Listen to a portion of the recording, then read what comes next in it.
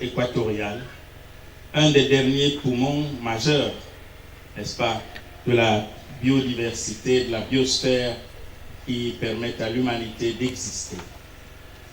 Ce n'est point un hasard si nous nous réunissons aujourd'hui,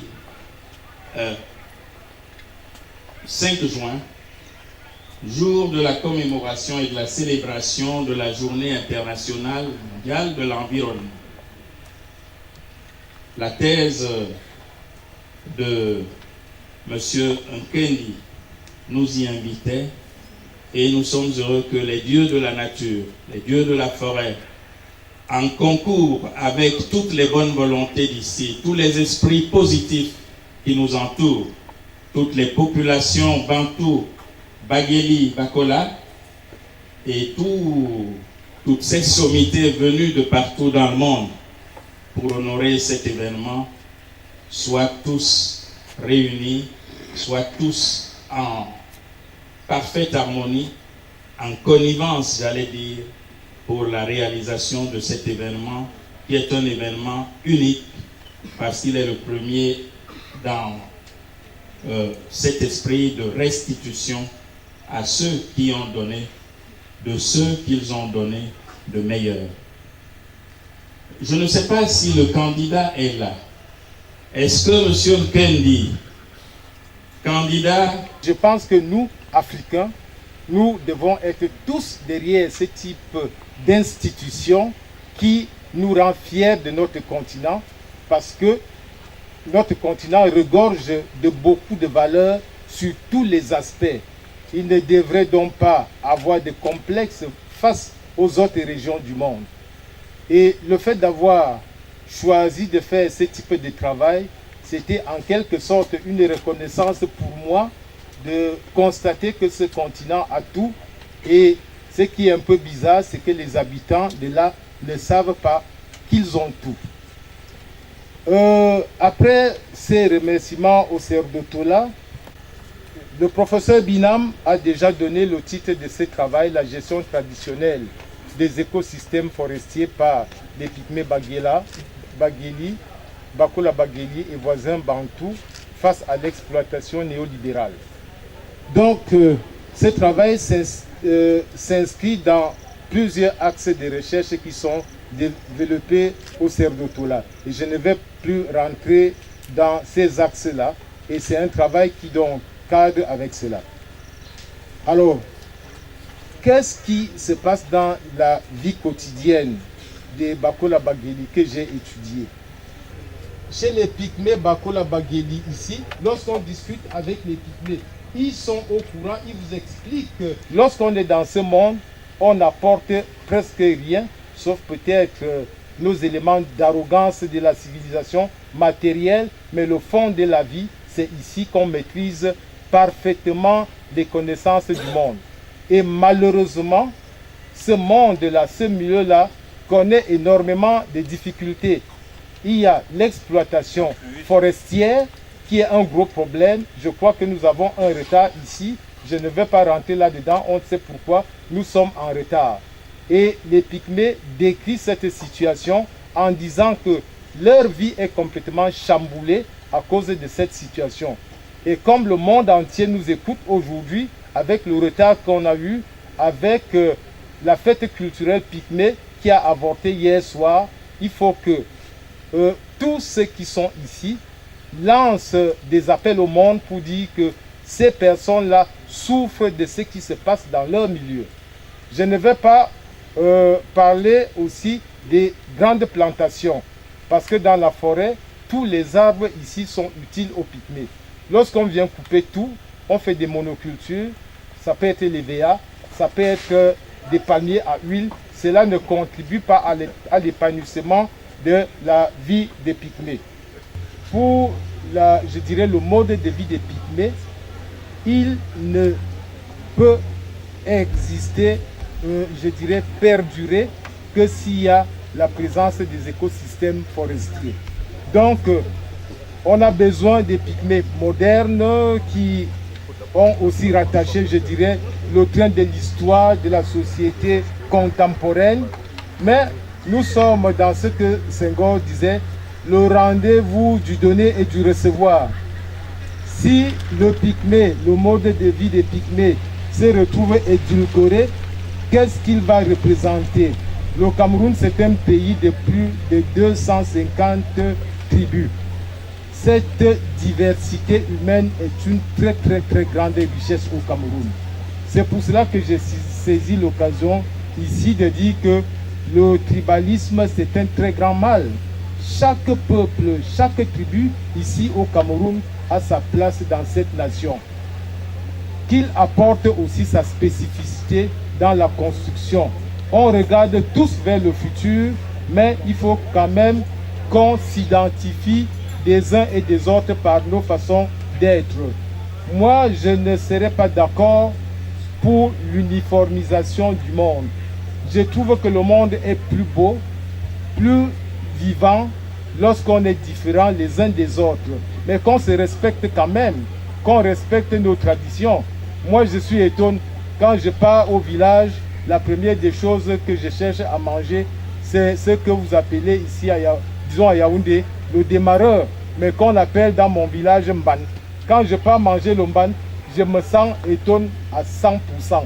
Mais ça ne veut pas dire que le Bassa, que le professeur Charles Binam est mon ennemi. Je l'invite même plutôt à dire, prof, venez aussi goûter à ceci. Ça fait partie de nos traditions. Donc pour revenir là-dessus, là, je dirais, essayer d'atteindre des objectifs économiques n'est pas à tout prix contraire, je dirais, à la conservation écolo des milieux. Les deux sont compatibles et c'est cela effectivement que nous devons chercher à avoir. Si, depuis hier, le prof Ndima l'a soulevé tout à l'heure, nous avons été bloqués. Nous avions prévu une grande fête culturelle pygmée hier soir. Cela n'a pas eu lieu. Pourquoi? Pas parce que l'organisation a été défaillante, tout simplement parce que l'économie néolibérale qui vient perturber tout est venue mettre des entraves. Même ce matin, le retard que nous avons eu, tout le monde l'a vu, les caméras et autres, un camion grumier avec ces énormes billes de bois qui viennent bloquer tout. Comment donc le monde peut évoluer, je dirais, de façon positive dans cette société humaine? Non plus pour parler de Bakola Bagheli, le prof Ngima l'a dit, pour toute l'humanité, pour tous les humains. Monsieur le préfet, madame et messieurs les ambassadeurs, nous avons été logés tous à la même enseigne. On est rentré dans la boue. On n'a pas distingué que il y a un proverbe étonnant qui dit que on ne distingue pas la trace du chef dans la boue. Quand on venait, on marchait là, on regardait les traces des gens, on ne va pas dire que ça c'est la trace de la chaussure du préfet ici, de l'ambassadeur. Donc on était tous logés à la même enseigne. Vous qui avez donc le pouvoir, je vous interpelle ici pour dire que non, ça ne peut pas continuer comme ça. Je vous remercie, Monsieur Kendi. Je me tourne vers... Je voudrais maintenant peut-être passer la parole au jury en demandant au premier rapporteur, le professeur Alain Froment, de nous donner à la fois lecture du rapport du professeur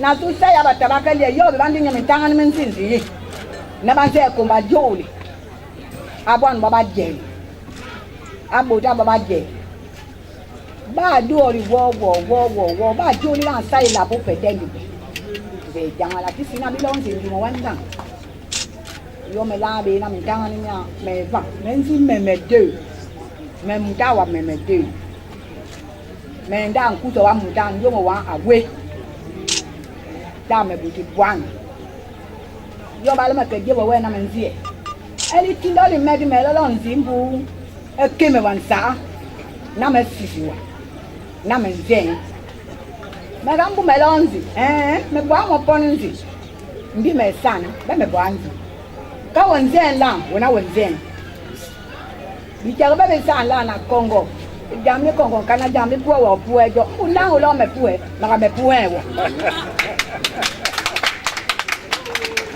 yo me tell me deliver day na me labo ba ya yi me mo me ngede me ba bi wan tangani me ba tangani ti juo da me juo pa da me juo bi cheke ma ko me me ba la ju yo me labo be ba gele na bodu ba me ndi la bodu ba na ya kendi ndi ba bu ya ti bo sa ma bo ma ya nze na mo bi ji pun ya sa mo tite ndi bi yo ba be nyie ko mpako bi sa ma bo ma bodu ba mpako ba de be bi na tebo gambo bi ti o ba li bo da pe di ko bi nyie ko di na tu mama ti o me tanga ni ba zi dege na ba dege bi mbi asa ma bo ma di ni pele ya mo vota ya sana sibeli wala ni te ya kwesi ya dege sa mama me tanga ya vota mi na ba je yo me bila ba je na ya piti waka ya piti wa ende ya ti vota pe pise ya mle wa dege li kana li mo pise ya le na public ko akote kawatini na public